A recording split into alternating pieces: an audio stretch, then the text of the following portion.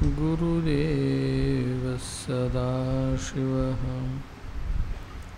गुरुदेवात् परं नास्ति तस्मै श्री गुरवे नमः।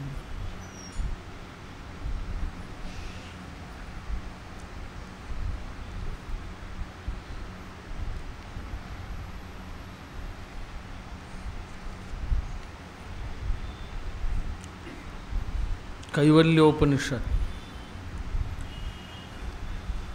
ओम अप्यायन्तु ममांगानि वाग्घ्राणचक्षुः श्रोत्रमथो बलमिन्द्रियाणि च सर्वाणि सर्वं ब्रह्मोपनिषत्तमाहं ब्रह्मनुराकुर्यां मां मा ब्रह्म निराकरोत् अनिराकरणं मे अस्तु तदात्मनि निरते यह उपनिषत्सु धर्माः ते मयि सन्तु। ओम शांति शांति शांति। अथ अश्वलायनो भगवन्तं परमेष्ठिनम् उपसमेत्योवाचः अधीहि भगवन् ब्रह्मविद्यां वरिष्ठां सदा सद्भिः सेव्यमानां निगूढां यया अचिरात् सर्वपापं व्यपोह्य परात्परं पुरुषमुपैति विद्वान् तस्मै स होवाच पितामहश्च श्रद्धावक्ति ध्यानयोगादवैः न कर्मणा न प्रजया धनेन त्यागेन एकेन अमृतत्वमानशुः परेण नाकं निहितं गुहायां बिभ्राजते यद्यतयो विशन्ति वेदान्तविज्ञानसुनिश्चितार्थाः संन्यासयोगाद्यतयः शुद्धसत्त्वाः ते ब्रह्मलोकेषु परान्तकाले परामृतात् परिमुच्यन्ति सर्वे विविक्तदेशे च सुखासनस्थः शुचिसमग्रीव शिरशरीरः अत्याश्रमस्थः सकलेन्द्रियाणि भक्त्या स्वगुरुप्रणम्य हृत्पुण्डरीकं विरजं विशुद्धं विचिन्त्य मध्ये विशदं विशोकम् अचिन्त्यम् अव्यक्तम् अनन्तरूपं शिवप्रशान्तम् अमृतं ब्रह्मयोनिं तदादिमध्यान्तविहीनमेकं विभुं चिदानन्दम् अरूपम् अद्भुतम्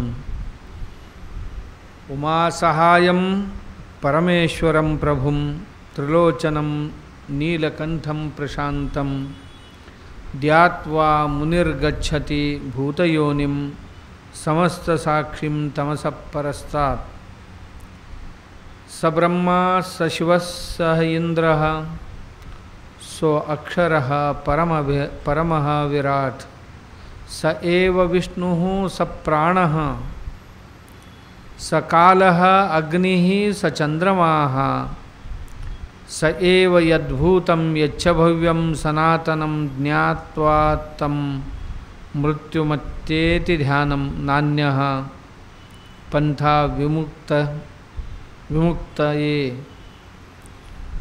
सर्वभूतस्थमात्मानं सर्वभूतानि चात्मनि सम्पश्यन् ब्रह्मपरमं यानि नान्येन हेतुना आत्मानम् अरुणीकृत्वा चोत्तरारणीं ध्याननिर्मथनास्या पातपाशं दहति पंडितः स एव माया परिमोहितात्मा शरीरमास्थाय करोति सर्वं प्रियन्नपानादि विचित्रभोगैः स एव जागृत परितृप्तमेति। कैवल्य उपनिषदात आपण पाहत होतो की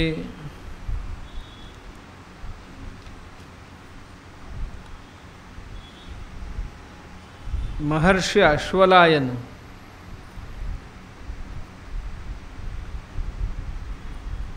ब्रह्माकडे जाऊन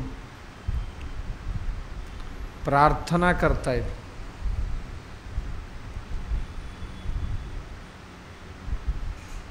अप्यायन्तो ममांगानि वाग्घ्राणचक्षुः श्रोत्रमतो बलमिंद्रियाणि च सर्वाणि. माझ्या अंग प्रत्यंगामध्ये शक्ती सामर्थ्य भरू दे. माझा शरीर, माझा अंग वृद्धीस लागू दे. इंद्रियांमध्ये बलप्राप्ती होऊ दे. सर्वं ब्रह्मोपनिषत्.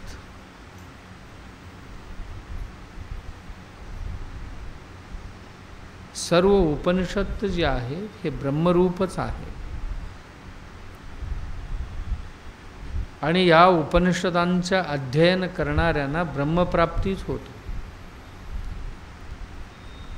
आणि तो ब्रह्म माझा त्याग करू नये, माझ्याकडून या उपनिषदांचा किंवा ब्रह्माचा त्याग होऊ नये. आणि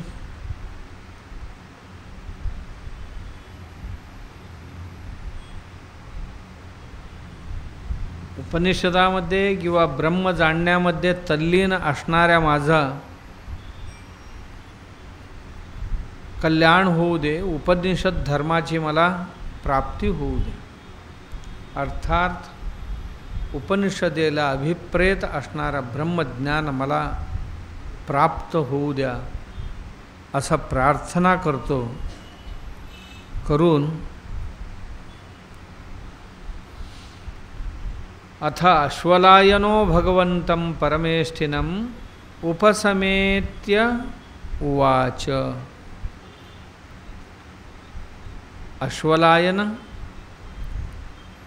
परमेष्ठी भगवंताकडे जाऊन, भगवद्रूपी ब्रह्मदेवाकडे जाऊन उपसमित्य त्यांच्या जवळ जाऊन उवाच असं म्हणतोय. महर्षी अश्वलायन ही छोटी व्यक्ती नव्हती. तरुण वयात खूप मोठं पांडित्य प्राप्त केलेला माणूस होता. अश्वलायनासंबंधी जर जाणायला गेला, वैदिक साहित्यामध्ये खूप मोठं स्थान आहे त्यांचं. लहानपणीच बराच काय कंठस्थीकरण केलेला माणूस होता.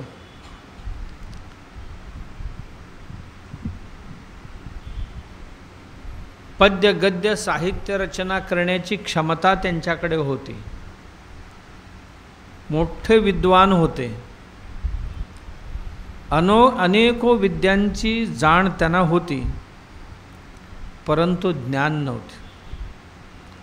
जाण असणं वेगळं, ज्ञान असणं वेगळं. जाण असणं म्हणजे माहिती आहे, सर्वही माहिती आहे, परंतु त्याची मान्यता नाही आहे किंवा त्याचा अनुभव नाही आहे.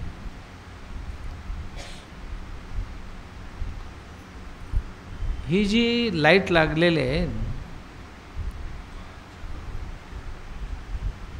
या वायरीमध्ये वीज वाहते हे आम्हाला माहिती आहे, अनुभव नाही आहे. माहिती आहे, अनुभव कधी? एक बल्ब त्याला लावून काढून किंवा कधीतरी चुकून हात जर लागले तर शॉक बसते, त्याचा अनुभव आहे. तेव्हा ज्ञान होते. केवळ माहिती जी होती ती ज्ञान. साखर गोड आहे हे माहिती आहे, थोडं एक चमचाभर जिभेवर टाकल्यानंतर जे अनुभव होते त्याला ज्ञान म्हणतात. इन्फॉर्मेशन अँड नॉलेज या दोन्हींमध्ये एवढा फरक असतो. अनेको गोष्टींची आम्हाला ज्ञान माहिती आहे. कपड्यांचं ज्ञान आहे, कसं बनते, पण बनवता येत नाही. जाणीव आहे आम्हाला, जाण आहे. कपडे कसे बनते हे जाण आहे, वाचून कुठेतरी पुस्तकात वगैरे वाचून आम्हाला माहिती आहे. बनवता येत नाही म्हणजे आम्हाला त्याचं ज्ञान नाही आहे. ज्ञान आणि माहिती या दोन्हींमध्ये एवढंच अंतर आहे. आम्ही शाळेत जाऊन बराच शिकून येतो ना, खूप सारं शिकून येतो, माहिती घेऊन येतो, पण ज्ञान कमी आणतो. त्या माहितीचं ज्ञानामध्ये परिवर्तन करण्यात आम्ही कमी पडतो. अजूनही आम्हाला माहिती आहे, पण आम्हाला बनवता येत नाही. बनवता येत. अशाच खूप साऱ्या सूत्र आम्हाला माहिती आहेत. एनर्जी इक्वल टू m2² आम्हाला माहिती आहे, पण आम्ही कधी बनवून नाही पाहिलेले. बनवून नाही पाहिले म्हणजे आम्ही माहिती संग्रह करणारी यंत्र बनत चाललेलो आहोत. ज्ञान संग्रहाची जिज्ञासू आम्ही नाही आहोत. अध्यात्मशास्त्रामध्ये सुद्धा बऱ्याचशा गोष्टी कंठस्थ करून जाणून समजून घेतलेली लोक खूप आहेत. हे पंडित आहेत, यांना पंडित म्हणतात. विद्वान आहेत, हे विद्यासंपन्न लोक आहेत.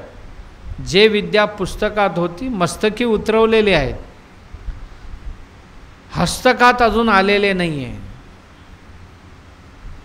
पुस्तकातलं ज्ञान मस्तकापर्यंत आले. मस्तकातलं आत्ता हस्तक म्हणजे हातात किंवा आमच्या आचरणात जेव्हा येतं, त्याचा सुख किंवा दुःखाचा साक्षात्कार करवतं, तेव्हा ते ज्ञानात परिवर्तित होतं. आयुष्यभरात खूप साऱ्या गोष्टी आम्ही समजून घेतले, माहिती समजावून घेतलेली, सगळ्या गोष्टींचं काही ज्ञान झालेले नाही आहे. तसं देवासंबंधात सुद्धा आम्हाला ज्ञान आहे. देवासंबंधामध्ये द्वैत मत काय म्हणते, अद्वैत मत काय म्हणते, विशिष्टाद्वैत मत काय म्हणते, द्वैताद्वैत मत काय म्हणते, शुद्धाद्वैत मत काय म्हणते, ह्या सगळ्यांची मत आम्हाला माहिती आहे. आम्हाला माहिती आहे की यांचं म्हणणं काय, त्यांचं म्हणणं काय, पण आमचं म्हणणं काय तयार झालेले नाही आहे. आम्हाला माहिती आहे. तुका म्हणे, ज्ञानदेव म्हणे, नामदेव म्हणे, हे सगळे म्हणणं आम्हाला माहिती आहे. त्यांनी जे म्हटले ते माझ्या जीवनात, माझ्या आचरणात मी उतरू शकलो का? एक तरी ओवी अनुभवावी असं जे म्हणालेत ना, किंवा एक शब्द तरी, शब्दाचा तरी अनुभव मला घेता आला का? याचा प्रयास करायला हरकत नाही. छोट्या छोट्या छोट्या शब्दांचा माझ्या जीवनात मी किती करू शकतो, किंवा त्याची इतिमिती मला कळतील. बुद्धांकडे काश्यप नावाचा एक पंडित जाऊन पोचले. महापंडित होता, अनेको शास्त्रांचा जाण त्यांना होता. ते बुद्धांकडे एकदा गेले, म्हणाले की मी जिज्ञासेने आलो आहे, तुमच्याकडे समजून घेण्यासाठी आलो आहे. बुद्ध म्हणाले काय काय येते तुम्हाला?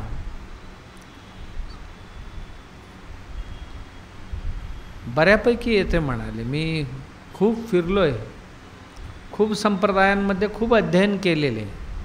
अच्छा, असं आहे. मग आपला वेळ फुकट जायला नको. तुम्ही काय करा,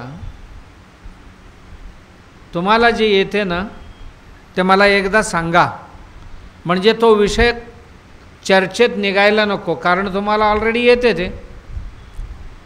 आणि जी येत नाही तेवढंच सांगा, त्याच्यावरच आपण चर्चा करू.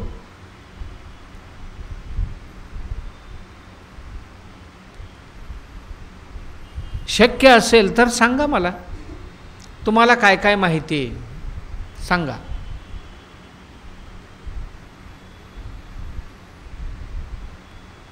कारण तुम्हाला जे ज्ञात आहेत विषय त्याच विषयावर चर्चा केल्याने दोघांचेही वेळ फुकट जाणार. कशाला? तुम्हाला जे माहीत नाही त्याच्यावर चर्चा करू. थोडा विचार करा आणि मला सांगा. विचार करायला सुरुवात केली महाकाश्यपाने. ही मला माहिती आहे, हे पूर्ण माहिती आहे का? ही मला माहिती आहे, हे मला पूर्ण माहिती आहे का? असं एक एक गोष्टींचा विचार करत गेला ना, त्याला वाटलं की मला जे जे माहिती आहे म्हणतोय हे तरी मला काहीच येत नाही. उदाहरणार्थ बघा, आपलं शरीर आहे, आम्हाला माहिती आहे आमचं शरीर कसं आहे. म्हणतो की नाही म्हणतो? माहिती आहे म्हणतो. मग या शरीरातला एक एक भाग सांगत जा बाबा बघू. डोळे 2 आहेत आम्हाला माहिती आहे, डोळ्यावर पापण्या आहेत हेही माहिती आहे, पापण्यावर केस किती आहेत कुठे माहिती आहे. सगळी माहिती आहे आम्हाला माहिती आहे असं म्हणतो आम्ही. सगळी माहिती कुठे आहे? नाही ना. भुवया 2 आहेत पण भुवयावर केस किती आहेत आम्हाला कुठे माहिती आहे. कपाळ माहिती आहे, कपाळावर रेष किती आहेत कुठे माहिती आहे आम्हाला. तोंड माहिती आहे आम्हाला, 32 दात असतात असं आपण ऐकलेले आहोत सगळेजण. प्रत्यक्षात मोजला तर बहुतेक लोकांच्या तोंडात 32 नसतात. एखाद्या 2 कमी जास्त असू शकतात. पण लोक म्हणतात म्हणून आम्ही ठोकून टाकतो एवढंच की आजपर्यंत आम्ही किती लोकांनी मोजलेले आहेत की आमचे दात किती आहेत किंवा मोजण्याचा प्रयत्न केलेले नाही. ऐकीव आहे सर, ऐकीव आहे.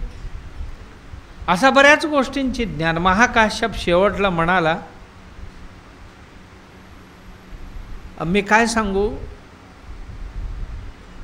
आत्ता मला वाटायला लागले की मी जे जाणलेले आहे ते काहीच नाही असं वाटायला लागले.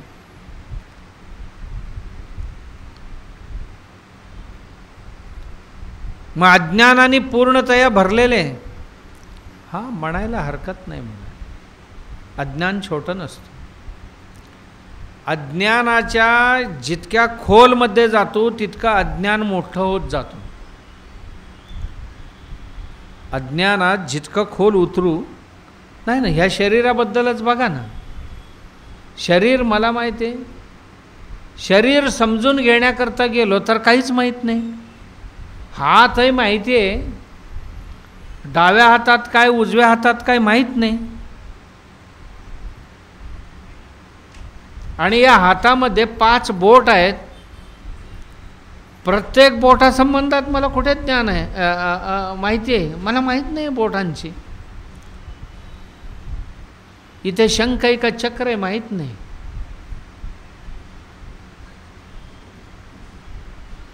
माझ्या हातात कोणती कोणती रेषा आहेत माहीत नाही आणि ते रेषा काय सुचवतात हेही मला माहीत नाही. जितकं खोल उतरत जाऊ तितकी आमची शंका वाढत जातील, अज्ञानाचा विस्तार होत जाईल. वैज्ञानिक लोक म्हणतात आम्ही शिकलो म्हणजे, जाणलं म्हणजे, विज्ञानी झालो म्हणजे अज्ञान संपते असं म्हणतात. नाही, अज्ञानाची व्याप्ती वाढत जाते. शरीर आहे, अंग दुखते म्हणतोय माणूस. हां, अंग दुखते. नेमकं कुठं दुखते? नाही, जरा सकाळी पोटात दुखत असते, दुपारच्या नंतर पाठीत दुखत असते, आणि जरा रात्र झाली की डोक्यात दुखत असते, आणि सकाळी उठताना दाढेत दुखत असते. किती दुखणं झाले बघा. आधी एकच दुखणं होता, अंग दुखते एकच होता. जरा खोलात जाऊन बघायला लागलो तर सगळीकडे दुखायलाच लागते, सगळीकडे दुखायला लागते. म्हणजे आमची अज्ञानाची सीमा ही वाढत जाते. जसं की मी मगाशीच म्हटलं ना, पाणी माहीत नाही. मग एक सायंटिस्ट आला, मला माहिती आहे म्हणाला पाणी. काय माहिती आहे? हायड्रोजन आणि ऑक्सिजन दोन मिळून पाणी झालेले आहे म्हणाला, माहिती आहे त्याला. हायड्रोजन काय आहे, ऑक्सिजन काय आहे ते विचारलं तर नाही, ते हायड्रोजनच्या बाबतीत मला विचारलं ते हायड्रोजन कशाने बनले, हायड्रोजन ऑक्सिजन मिळून पाणी बनले. हे तुमचं अज्ञान दूर झाल्यासारखं वाटलं, नाही दूर झालेले. हायड्रोजन कशापासून बनलं, ऑक्सिजन कशापासून बनलं, हे विचारत विचारत गेलो ना, आमचं अज्ञान अजून खोलपर्यंत जातं. आम्ही विज्ञानी नाही होत, अज्ञानी होत जातो. पूर्वी बघा ना, एकटाच डॉक्टर होल बॉडी सांभाळत होता, हो ना, एकटाच डॉक्टर सगळ्या आजार एकटाच निभावून नेत होता. आत्ता प्रत्येक पार्टला एक एक, उजव्या डोळ्याचा वेगळा, डाव्या डोळ्याचा वेगळा, वरच्या दातांचा वेगळा, खालच्या दातांचा वेगळा, ओठांचा डॉक्टर वेगळा, आता हणवटीचा डॉक्टर वेगळा आहे, नुसता मनगटीचा डॉक्टर एक वेगळा आहे, आणि एक एक बोटाची एक एक डॉक्टर्स आहेत आता. याचा अर्थ आम्ही जितका माहिती घ्यायला जाऊ ना, तितकं किती गोष्टीचं अज्ञान आमच्याजवळ पडलेले आहे हे लक्षात येते. एक एक एक एक एक एक गोष्टीचा आम्ही शोध घ्यायला जाऊ ना, तितक्या अज्ञानाची विस्तार वाढत जातो. आम्हाला वाटत असते की आम्ही खूप मोठे विद्वान आहोत, पंडित आहोत. आम्हाला असं काय पंडित आहोत, कशाचं विद्वान, जग आम्हाला कळते असं म्हणतो आम्ही. जगात काय कळते आम्हाला, एवढ्या मोठ्या विश्वातलं कशाचं ज्ञान आहे, काही नसतं. काहीतरी म्हणत असतो आम्ही, हे सर्व विश्वाचं ज्ञान मला आहे म्हणतो, नसतं. स्वयं पंडितम मन्यमानाः, स्वतःला पंडित समजतात खूप लोक, प्रत्यक्षात ज्ञानी नसतात. अश्वलायन एक मोठे पंडित होते.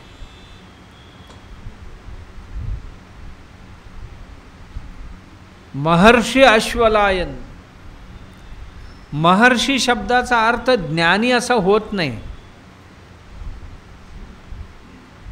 महापंडित असं होतो.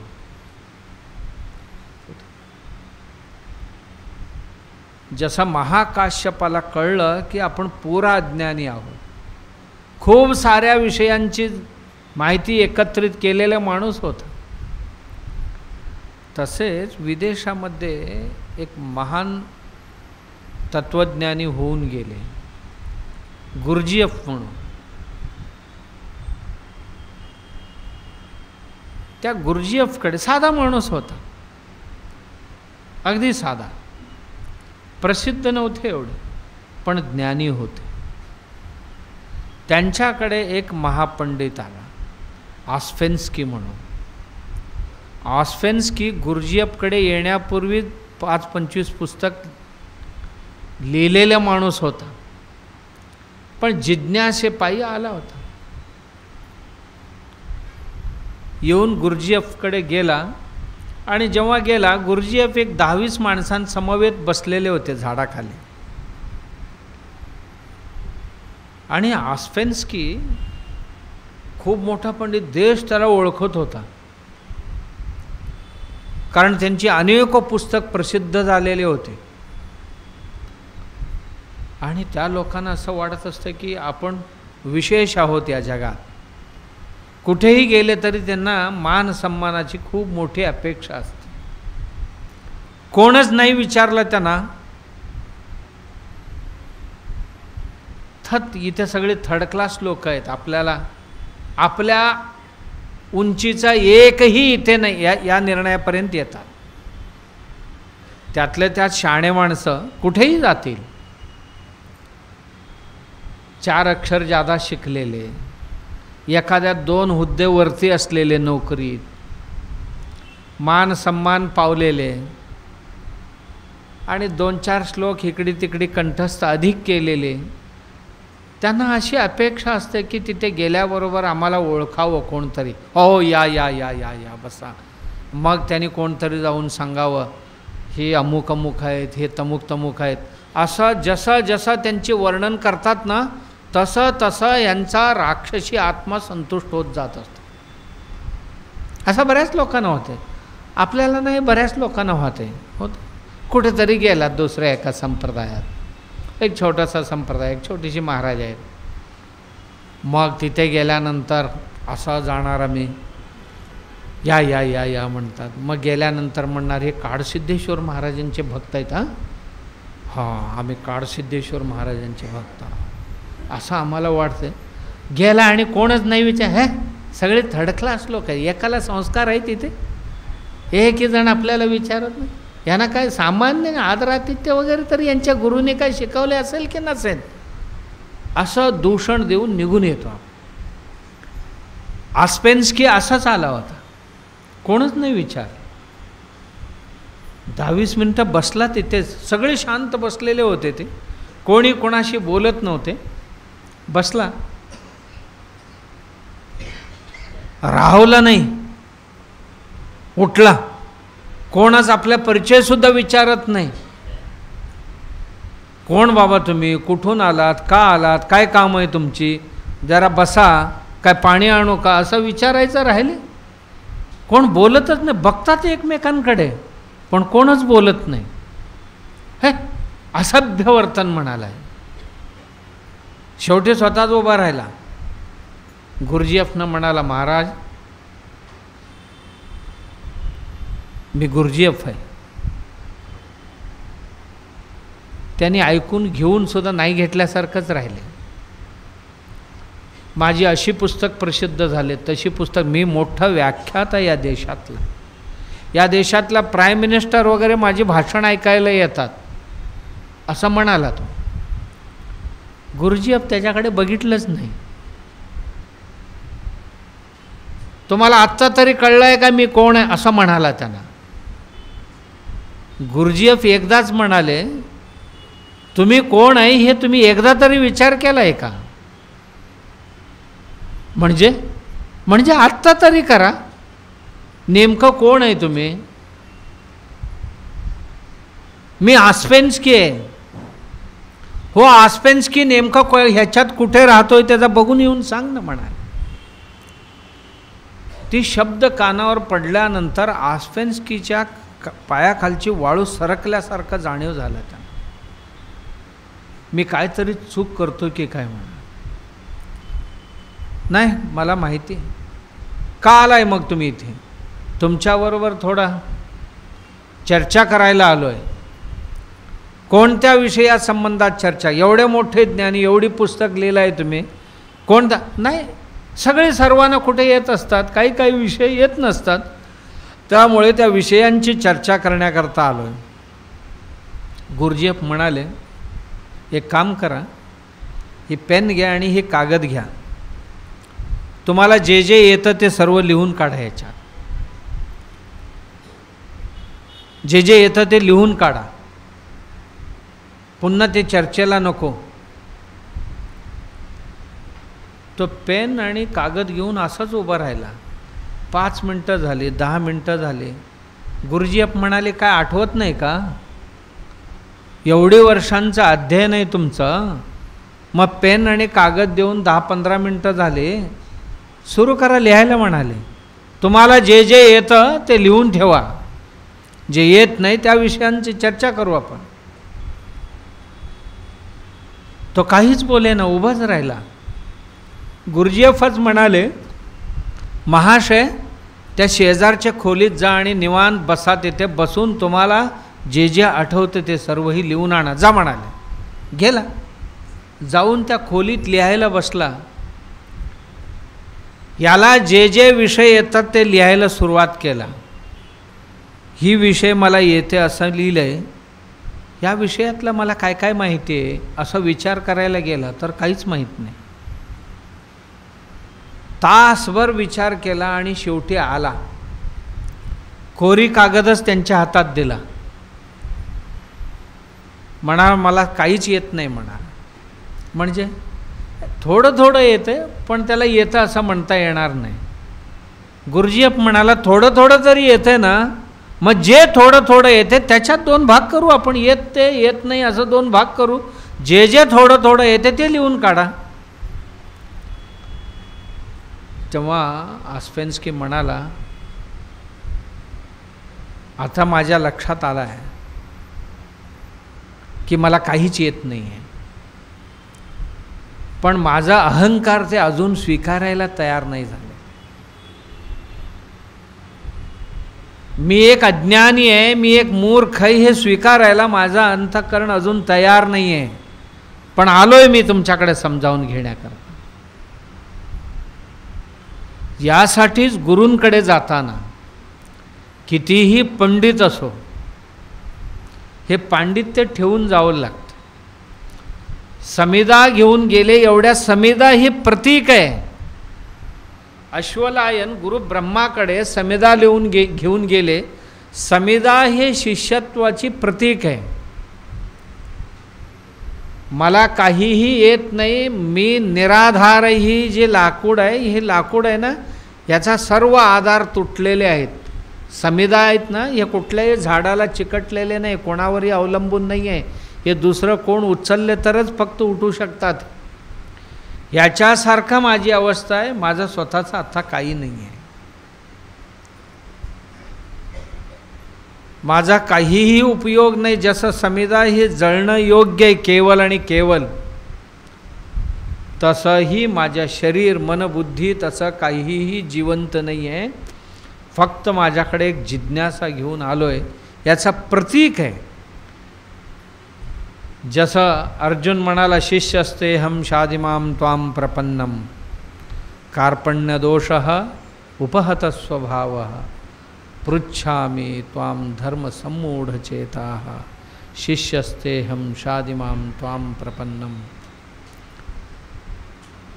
हे कृष्ण भगवंता, मी अत्यंत कृपण कंजूस आहे.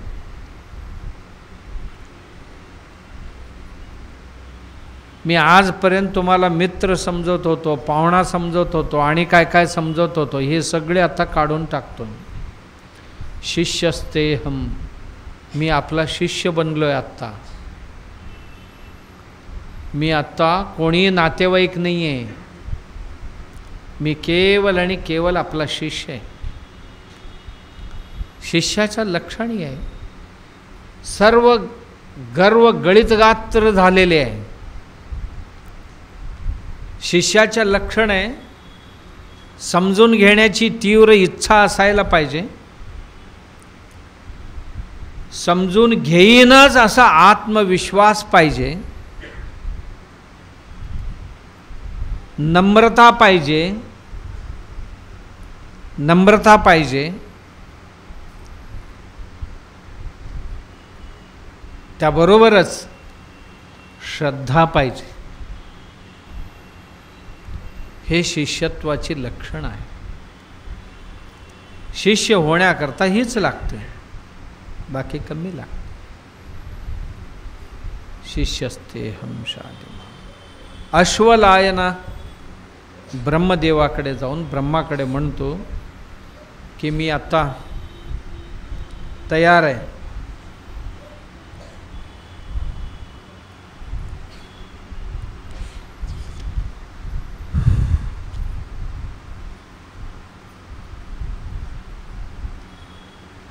अथ अश्वलायनो भगवन्तं परमेष्ठिनं उपसमेत्य उवाच. श्रेष्ठ असा ब्रह्मज्ञानी गुरुजवळ जाऊन उभा राहतो आणि म्हणतो, भगवन ब्रह्मविद्यां वरिष्ठाम. ब्रह्मविद्या संपन्न असणाऱ्यांमध्ये आपण वरिष्ठ आहात, किंवा श्रेष्ठ अशी ब्रह्मविद्या जी आहे त्या विद्या संपन्न आपण आहात.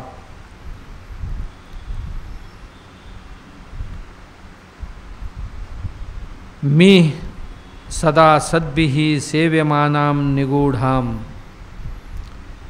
संत लोक सदाकाळ ज्याची आराधना करतात,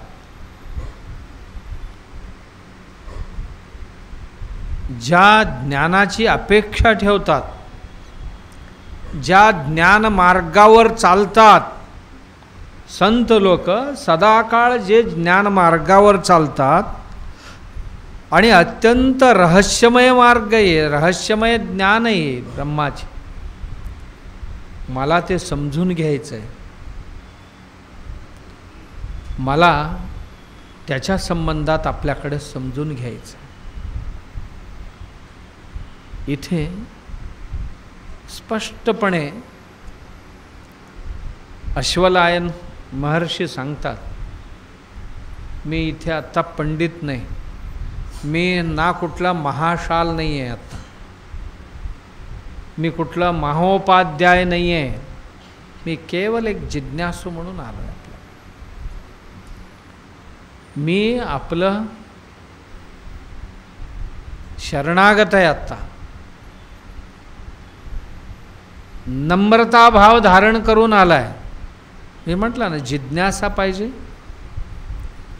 आत्मविश्वास पाहिजे, शिष्य होणाऱ्यांकडे इच्छाशक्ती पाहिजे तीव्र, जे समजून घ्यायचं आहे त्याच्या संबंधातली इच्छाशक्ती पाहिजे आणि आत्मविश्वास पाहिजे, मला हे प्राप्त होणारच, मी करणारच.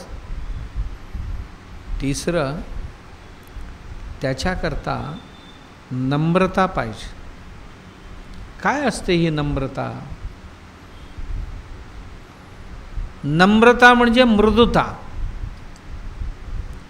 नम्रता म्हणजे कमीपणा घेण्याची तयारी. समोरच्यांना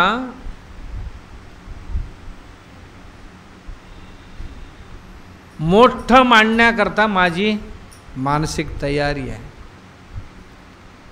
दुसऱ्यांना आदर देण्याची माझी तयारी, ही नम्रता असते.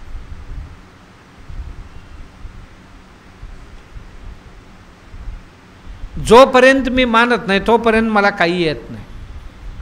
हा शेंबड्या मला काय शिकवणारा, असं जर मी म्हटलं, त्याने कितीही प्रयास करून मला काहीही शिकू द्या, ते कधी ग्रहण होत नाही, कारण माझ्याकडे नम्रता नाही आहे. नम्रता नाही, कसं होणार? एकदा गर्व काय करते बघा, कृष्ण परमात्मा अर्जुनाला सांगत होते, अर्जुन, खरोखर दान देण्यामध्ये कर्णासारखा माणूस कुठे? हा तुमचा शत्रू आहे, मलाही माहिती आहे, त्याच्याकडे अवगुणही असतील, पण त्याच्याकडे एक उत्तम गुण आहे दान देण्याचे, त्याच्यासारखा माणूस कुठे नाही. अर्जुनाच्या अहंकाराला थोडासा धक्का लागला, गर्वाला जरासा धक्का लागला. म्हणाला, महाराज मी कुठे कमी आहे, मी कुठे कमी आहे? आजपर्यंत माझ्या दारात आलेला असंच मोकळ्या हाताने वापस कोण गेलेत आजपर्यंत? एकही उदाहरण नाही आहे असं म्हणता. बघू म्हणा, बघू. थोडे दिवस गेले. एके दिवशी एक गरीब ब्राह्मण अर्जुनाच्या दारात उभा होता.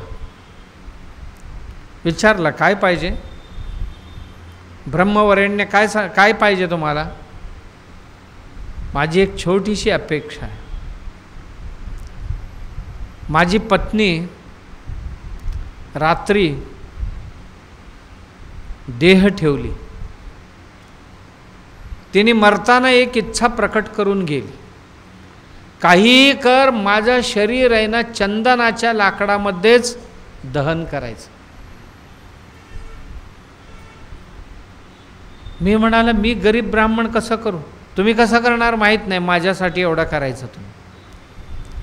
जाताना सांगून गेले, मी अजून अंत्यविधी नाही केले, सकाळपासून फिरतो, कुठेही एक तुंडकंसुद्धा भेटेना, चंदन कोण देणार म्हणा.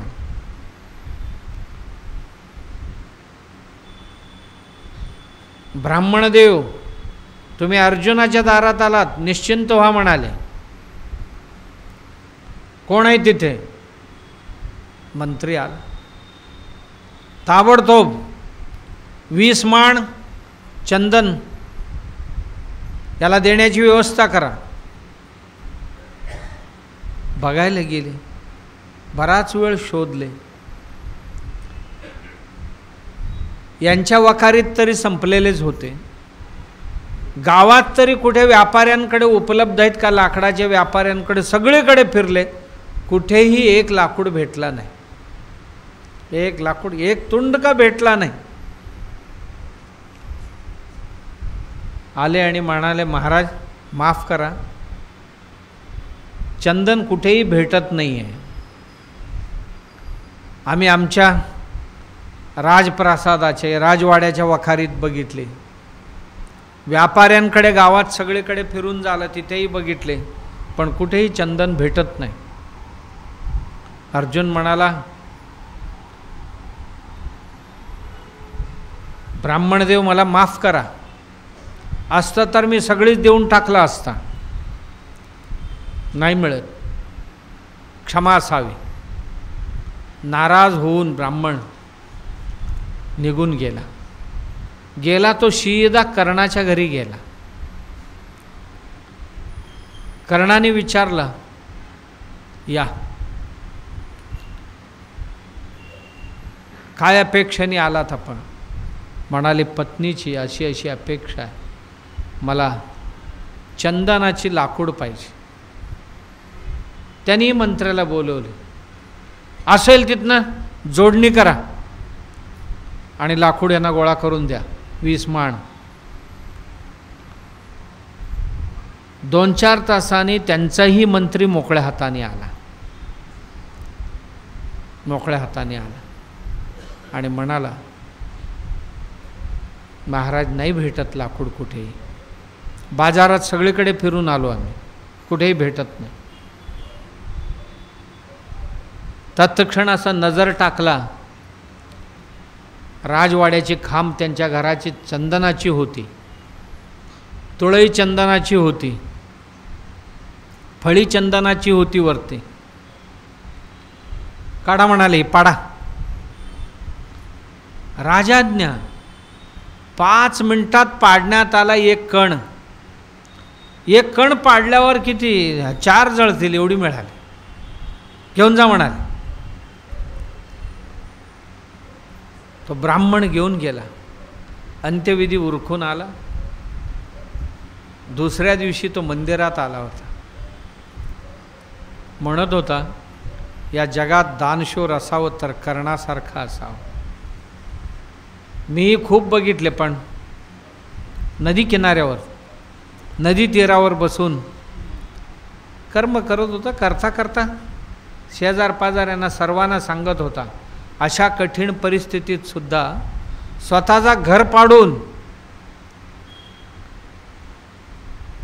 चंदन काष्ट देणारा कर्ण जगात थोर दानी आहे, असा तसा सांगत होता. अर्जुन आणि कृष्ण कुठेतरी गेले होते, तेही आले. कृष्ण म्हणाले, ऐकून घे, काय म्हणतात बघ, ते ऐकून घे. तो म्हणाला, हो, मी आपल्या घरी आलो होतो, आपण प्रयत्न केलात माझ्यासाठी, पण लाकूड नाही मिळाले. नंतर मी त्यांच्या घरी गेलो, त्यांनाही बाजारात नाही मिळाले. शेवटी घर पाडून काढून दिली त्यांनी. कृष्ण म्हणाले, तुझ्या घर काय चंदनाचे लाकूड नव्हते? अर्जुनाला म्हणाले, तुझ्या घरात पण खांब होती, तुळई होती, फळी होती, मग तू का करू शकला नाही? याच्याकरता गर्व आहे ना, गर्व आडवा येतो. तुझी गर्वच तुला हे करू दिली नाही. माझा राजवाडा,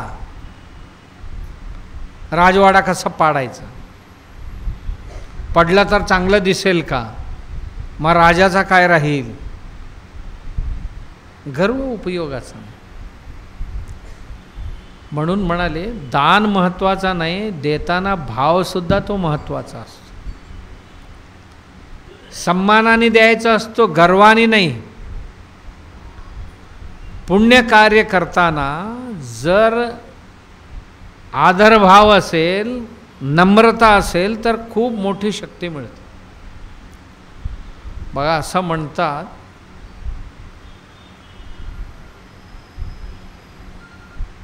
जी काम संपत्तीने होत नाही ती काम नम्रतेने सिद्ध होतात. नम्रता माणसांच्या आयुष्यातलं एक खूप मोठं आभूषण आहे. खूप मोठं आभूषण आहे माणसांचे. त्याच्यासारखे सुंदर आभूषण जगात कुठलं नाही म्हणतात. का? आभूषणाने माणसं सुंदर दिसतात. सुंदर दिसतात म्हणून सगळ्यांच्या प्रेमाला पात्र बनतात. पण नम्रता नावाची एकच आभूषण धारण केला तर सगळ्यांमध्ये मी छोटा असं मानला तर त्या माणसावर सगळ्यांचंच प्रेम. बघा, आई 2 बाळांना घेऊन जाते बाजारात, एक मोठं असते एक धाकटं असते. मोठ्याला फरफटत नेते, बारक्याला काकेत घेते. जी बारकं असते ते नेहमी सगळ्यांना प्रिय असतं आणि मोठं असते ते फरफटत नेण्यास लायक असते. किंकरत्वे शंकरत्वम, जे किंकरता आहे माणसाला मोठेपणा प्राप्त करून देत असते. दगडापेक्षाही ताकदवार असते म्हणे पाणी. दगडापेक्षा म्हणजे काय? दगड खूप कठोर आहे, कठीण आहे. दगडालाही गोल करण्याची सामर्थ्य पाण्यात आहे. पाणी काय दगडासारखा कठोर नाही आहे, मृदू आहे. मृदुत्वामध्ये कठोरतेपेक्षाही अधिक काठिन्यता असते, ताकद असते. माणसाने ही मृदुता सांभाळावी. शिष्य होण्याकरता अत्यंत उपयुक्त गुण कुठला असेल तर ते मधुरता आणि नम्रता. नम्रता म्हणजे अन्याला मोठेपण देण्याची भाव, दुसऱ्यांचे आदर सन्मान करण्याचे. 3 स्वरूपात प्रकट होत असते. भौतिक नम्रता, बौद्धिक नम्रता, वाचिक नम्रता, नैतिक नम्रता. 3-4 प्रकार आहे. बौद्धिक नम्रता, खूप काय शिकला आहात, गर्व नाही मनात. खूप मोठे विद्वान आहात आपण, ज्ञान अपार आहे, पांडित्य अपार आहे, पण गर्व नाही. नम्रता. खूप माणसं दिसतात यातलेही. का? भरलेले कधी हालत नसते, नम्रतेने भरलेले असावे. वाचिक नम्रता, वाणी मवाळ असायला पाहिजे, मधुर असायला पाहिजे. वाणीतली शब्द किती कठोर असतील तर तितका अहंकाराचं प्रकटीकरण होत असतो. शब्दांमध्ये इतकी नम्रता असायला पाहिजे, नम्रता प्रकट करणारे शब्द निवडायला पाहिजे, निवडायला पाहिजे. शब्दांनी जग जिंकता येतं, पण ते कठोर शब्दांनी नाही. कठोर शब्दांनी घरं तुटतात, देश तुटतात. आणि मवाळ शब्दांनी माणसं जोडले जातात, परिवार जोडले जातात, समाज जोडले जाते, राष्ट्र जोडले जातात. म्हणून म्हणतात की जिभेवर साखर ठेवल्यासारखा माणूस बोलायला पाहिजे. आणि जीभ बिनहाडाचा आहे जरूर, पण कधी कधी इतकं कठोर बोलते आणि सर्व ध्वस्त करून टाकते, असं नाही. जिभेत सुद्धा नम्रता पाहिजे. कमीपणा घेणारी शब्द, दुसऱ्यांना आदर देणारी शब्दांचा वापर करता आला पाहिजे. शब्द नसतील तर जरूर संग्रह करून घ्यावं. आपल्या संग्रही नसतील तर अशा पद्धतीचे शब्दांचा वापर करावं. आणि नम्रता कुठे प्रकट होते? कर्तरी प्रयोगापेक्षा कर्मणी प्रयोग, जे आपण व्याकरणात म्हणतो, कर्तरी प्रयोग आणि कर्मणी प्रयोग.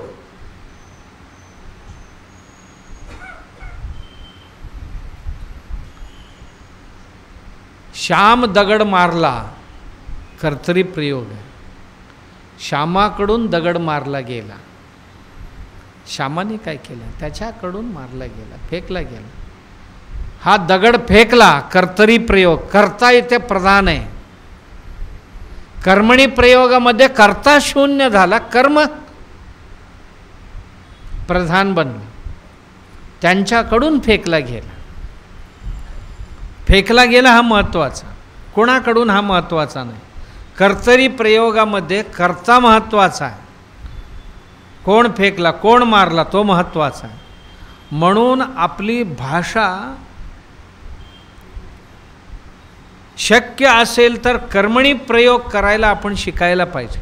व्यवहारात सुद्धा, बोलताना, चालताना, लिहिताना. मी केला असा म्हणण्यापेक्षा भगवंताने आमच्याकडून करून घेतला असा म्हणण्यात किती आनंद असतो. कुठेही अहंकार मुसमुसायला येत नाही. आम्ही केले म्हणण्यापेक्षा आमच्याकडून भगवंत करून घेतला, होऊन गेला. अशा पद्धतीची भाषा,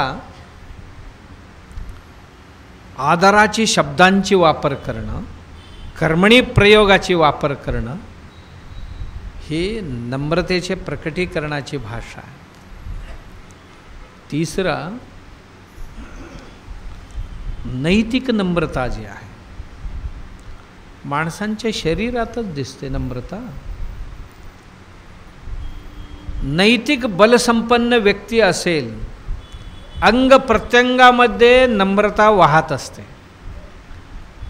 डोळ्यांनी कसं पाहावं आणि कसे पाहू नये. आदरणीय व्यक्तींसमोर डोळ्यांना डोळे लावून, नजरेस नजर लावून कधीही बोलत नाही.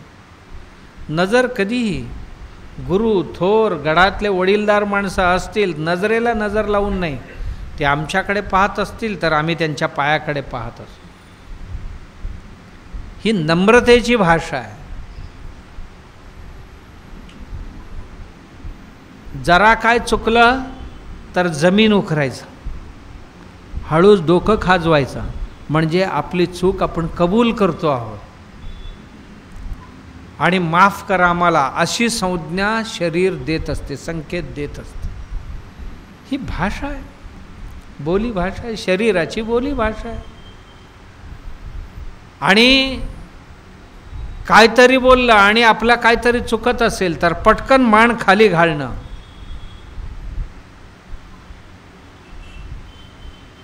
दुसऱ्यांचा सन्मान करणं. आमच्या कुठल्याही देहबोलीतून दुसऱ्यांचा अपमान होणार नाही याची काळजी घेणं. आमच्या शरीराकडून, मनवाणीकडून कोणताही अनैतिक व्यवहार होणार नाही. आणि जो माणूस नैतिक असतो त्यांच्याकडे आदरातिथ्य किंवा त्यांच्याकडे नम्रता अधिक असते. ज्याच्याकडे नम्रतेचा अभाव आहे तो माणूस अत्यंत उग्र असतो आणि हजार चुका करणारा असतो. जो माणूस सहज आहे, कृत्रिम नाही आहे, त्यांच्याकडे नम्रता अधिक असते. कृत्रिम आव आणणं जे म्हणतो ना, आहे ते नाही, नाही ते आहे, असं दाखवण्याचा स्वभाव आहे ना, हे ढोंगी आहे. नम्रता जर असेल तर ह्याला कुठलीही जागा मिळत नाही प्रकट व्हायला. नम्रतेचा अभाव ज्यांच्याकडे आहे तिथे ढोंगीपणा अधिक असतो. ढोंगीपणा, ना आमचा मित्र ना कोणाचा मित्र बनू शकत, आम्हाला कोणाचाही होऊ देत नाही, आम्हाला आदंतरी फेकण्याचा प्रयत्न करत असते, ढोंगीपणा. सहजता जी आहे जीवनामध्ये ती यावं असं वाटत असेल, जी असेल ते असेल, सहजता. सहज असायला पाहिजे माणसाने. कोणतंही अति किंवा कोणतंही कृत्रिम व्यवहार करण्याची काही गरज नाही. मग बोलण्यातली कृत्रिमता असेल, चालण्यातली कृत्रिमता असेल, बसण्यातली असेल, वस्त्र आभूषण नेसण्यातली असेल, किंवा वेगवेगळ्या गोष्टींची प्रदर्शनाची कृत्रिमता असेल, ज्या माणसाच्या हृदयामध्ये नम्रता असते, ही कृत्रिमता आजूबाजूला सुद्धा फिरकत नाही. पण नम्रता एक गोष्ट असं आहे, ह्याला सांभाळून ठेवणं कठीण काम. का? प्रत्येक क्षणाला अहंकार ह्याच्यावर येऊन धडक मारत असते. मी इथे असताना तू कशाला आलायस इथे, मी इथे असताना तू कशाला इथे आलायस, आता प्रत्येक क्षणाला त्याला टोचत असते अहंकार. मग कंटाळून ते नम्रता म्हणते, जा आता तुझीच राज्य आहे, तूच करून घे, मीच जातो सोडून गेले की आम्ही न घर का बनतो न घाट का बनतो. म्हणून शिष्य होणाऱ्यांकरता ही नम्रता अत्यंत आवश्यक गोष्ट आहे. दिखाऊपणा अजिबात नाही चालणार.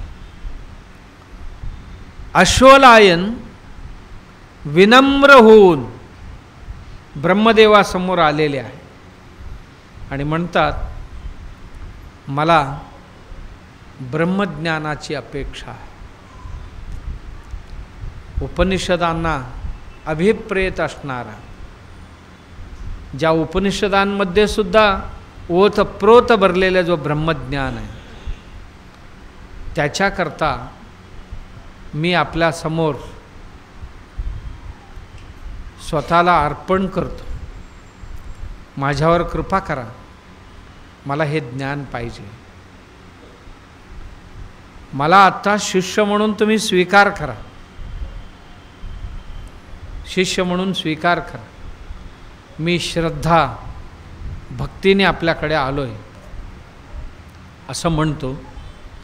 तेव्हा गुरु ब्रह्म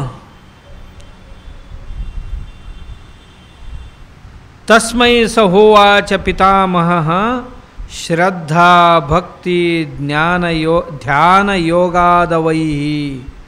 हां, निश्चितच तुम्हाला जर ही भाव असेल, तुम्ही अष्टक सात्विक भावाने आता संपन्न आहात. त्यांनी पाहिलं की हे केवळ दिखाऊपणा नाही आहे. अश्वलायनाकडे अष्टसात्विक भाव संपन्न आहे. अष्टसात्विक भाव म्हणजे ज्या आदरणीय व्यक्तींजवळ आपण गेलो, त्यांच्याबद्दल खरोखरच मनात आदर असेल, नम्रता असेल, प्रेम असेल, विश्वास त्यांच्या ठिकाणी असेल, माझी श्रद्धा दृढ असेल, तर काय होतंय? अष्टसात्विक भाव उत्पन्न होतात मनात. ज्यांच्याबद्दलही आदर, आपल्या घरातले थोर माणसं असतील, समाजातली थोर असतील, तेव्हा अष्टसात्विक भाव निर्माण होतात. कुठलीही अष्टसात्विक भाव? श्वेद, स्तंभ, रोमांच, स्वरभंग, कंप, वैवर्ण्य, अश्रू, प्रळय, या 8 गोष्टींना अष्टसात्विक भाव म्हणतात. खूप सुंदर आहे ते 8च्या 8. आमच्याकडे असतात हे सगळ्यांकडे, आम्ही त्यांच्याकडे लक्ष दिलेलं नसतं. प्रप्रथम आहे स्वेद. स्वेद म्हणजे घाम सुटतो. आणि माणसाला काय करावं काय नाही करावं असं जी अपेक्षा असते, ती जर आमच्या समोर उपस्थित असेल, त्यांच्याकडे आम्ही येऊन पोचलेले असू, अरे बापरे, ज्या जिज्ञासेने आलो होतो आणि ते माझ्या समोर आता दत्त म्हणून उभं आहे, आता मी काय करू काय नाही करू कळतच नाही. स्तब्ध उभं राहतो माणूस तिथे, काय कळतच नाही त्याला. तिसरं रोमांच होतो, रोमांचन होतो, केस उभी राहतात अंगावरचे, सात्विक भाव आहे. आवाज आहे ना, स्वरभंग, नेहमीचा आवाज असतो ना, तो आवाज राहत नाही. आता स्वर खाली येतो, स्वर मोठं होतो किंवा क्षीण होतो, स्वरभंग होतो. कंठ आहे ना गदगद होतो, शरीरामध्ये कंपन सुटतो, थरथरतो शरीर. आणि चेहऱ्याचा रंग, शरीराचा रंग थोडासा पांढरफट होतो, वैवर्ण्य म्हणतात त्याला.